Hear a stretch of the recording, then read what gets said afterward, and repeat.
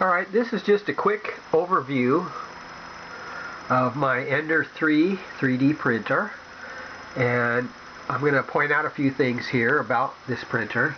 I have 6 ENDER 3s. They're all assembled exactly the same way, because if I print a large item in several pieces, I tend to print on several printers at the same time, which saves me time during the day.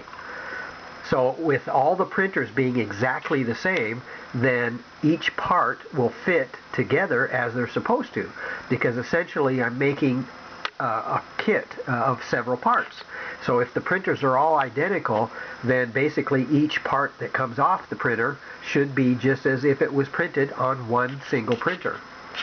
Just to show the basics again of how this is set up, you can see for yourself my filament is on the side. Okay, now what happens is, since I print every day, all the time, many times a day, several times a day, and I wanted a way that I knew would produce a finished print every single time, because I can't waste time messing or fiddling around with my printer.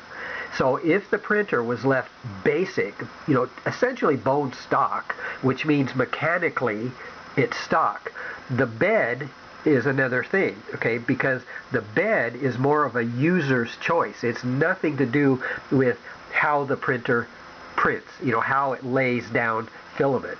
It's the final part where the print lays down is more of a user choice. So I decided my means, or my print surface here, will be specifically set up for me, because again, the way many other users have their bed set up doesn't work for me. It works for them maybe, but I don't want the maybe. I don't want to cross my fingers every time I start a print. So I developed a way that I know pretty much for sure that if I start a print, it's going to finish, and it's going to finish properly. So one of the things I did, and again, this has nothing to do with the mechanics of the printer. Basically, the printer is as you see it. It's bare minimum. Nothing has been added, nothing fancy, no bells and whistles, nothing. I don't have electronic gizmo here to check my level or check my surface, because the surface I use here doesn't need checking. It doesn't need a gizmo to start, or to actually accomplish a print. And I also wanted prints to be removed quickly without damage, so that I could start another print within a few minutes. Okay, so basically you see here, this is the basic plastic extruder, and the reason I'm still using it is because it was designed for this printer. It's designed to work every time. If you go aftermarket, then you have all kinds of issues. You got to recalibrate, retweak, re-this, re-that. So if you keep the plastic body, and if that lever cracks or breaks or whatever, then just replace the lever. It's like $3, 5 minutes, you're back to printing. You don't have to change the stepper motor, you don't have to change E-steps, you don't have to do diddly. Just change out the body, or just change out the lever, keep the body. Okay, that's just words of wisdom. It's not a ticking time bomb, as some people say. I don't get that. You see that my filament is mounted here on the side, and I don't want it up here, because if it's up here, the first thing I notice is it has the filament is going down at an angle, and it creates friction right there. Okay, then people say, oh, okay, just print arms and levers and gizmos and guides to redirect the filament. Why do that? Just move the holder down here. That way it gives me all of this space to move it up and down, so that I can maintain this filament going into the extruder. No arms, no levers, no gizmos, no gadgets, no bullshit. Okay? Basically, mount it on the side, mount it high enough to where the gantry is going to go up fairly high, which you will know that at the start of a print. You'll know how high this gantry is going to go. So just set the gantry at the proper height before you start the print, and you're good to go. Okay? Your filament will maintain this orientation here. It'll go into the extruder, be pulled in, pushed out, down the Bowden tube. You don't need direct drive. And people tend to say, I'll go direct drive because I did blah, blah. Okay, well, if you're doing TPU, or maybe you're doing something else that requires it, great. But I just print PLA. And all I need is the filament to get from here to the table the simplest that it can. So the Bowden tube delivery is the way that it does that. Okay, so you have your Bowden tube, you have your hot end, which is, as you can see, is basic as it comes in the box. Everything works as it was intended. It goes down and lays the filament down here on the table as it's supposed to. That's it. You know, again, ABC 1, 2, 3. So I wanted to show real quick the surface. Now this surface is my decision. It's because for me, I need to print all the time, daily, every day, you know, many times a day. And I found by doing this, it gives me the opportunity to do that. So the mirror is flat from the factory, okay? So any electronic gizmo isn't required to check for highs and lows because there isn't any, okay? So if you start off with a flat surface, again, from the factory, it's cut to size mirror, then basically this gizmo on the side is not needed. It's useless, okay? People say, well, why a mirror? Well, gosh, just think about it. I needed a way to troubleshoot or to be sure to check the health of my printer. So when I actually start a print, I actually purge filament out of the nozzle just before a print. Every print, I'm purging out a stream of filament while watching it in the mirror. I can actually see it right there. So this mirror gives me the opportunity to watch the nozzle while I'm purging as it's coming out just before it goes in for a print. So that's an advantage.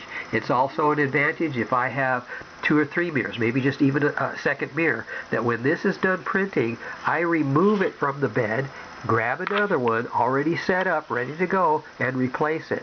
That way I'm removing it without disrupting the knobs. These are leveling knobs. You don't want to disrupt those because people say, oh geez, every time I remove a print I got to recalibrate, re-level, whatever, because it's probably user error. So once you put the mirror in place, you set it in place, you put on the little clamps here to hold it there, okay? So once it's there, you can literally start the print. You don't need to do any G-code prints or anything like that, any squares or circles or testing, because you got to remove that crap from the bed before you even start a print. So that, in a way, could disrupt your leveling. So don't do anything you don't have to do. So just have your stock extruder, regular extruder. If the lever goes bad, replace it. Okay, no big deal. $3, 5 minutes. Keep the hot end the same. You don't need any added air blowing all over it, added weight. You know, have the extruder sitting here on the top and all that. Just keep the basics of 3D printing. It doesn't need the user to ruin it. So let it do what it was designed to do. So there you go. So you got the mirror, you have the flatness of the mirror, you have the tape, and the reason for the tape is several reasons. Once the first layer, or I say the skirt, goes down, you can tell right away if you're properly trammed to the bed. And the way I tram is I do it the old school way, okay? The old-fashioned, old-school tramming tool. I tram it, okay? I don't tram it way out here because it's not pretty out there. If I'm printing an item that's about this big, all I need is this much tape. This gives me the color change. That way when the filament goes down, I can see that it's a good troweled down layer. Okay, I want to make sure that the layer is being troweled down properly.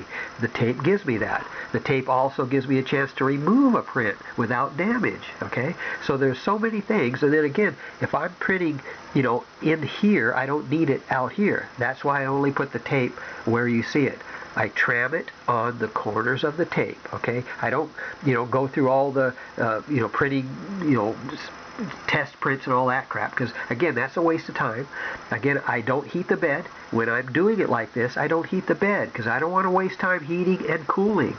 Again, I print all the time, all day, every day. Okay, I need efficiency. I need to be efficient while I'm printing. This is how I do it. Hey, that's a song. This is how I do it. Right. So school tramming tool, the mirror, removable, replaceable, the tape, because again, I can be sure that the film or the print is going down properly. That once it's started, you don't have to worry about a brim, you don't have to worry about a raft or glue or any messy things to clean up constantly. You're not even cleaning the bed as often as other people seem to need to. I can touch this all day long, make sure everything's flat, brush off the dust, and we're good to go. So there's no issues that so many people have that I've decided that I don't want to go through that. So this is what I do. This is how it works. You can see it in all my videos. This is it. Okay. Again, no heating the bed. Don't need to. Why should I? It's not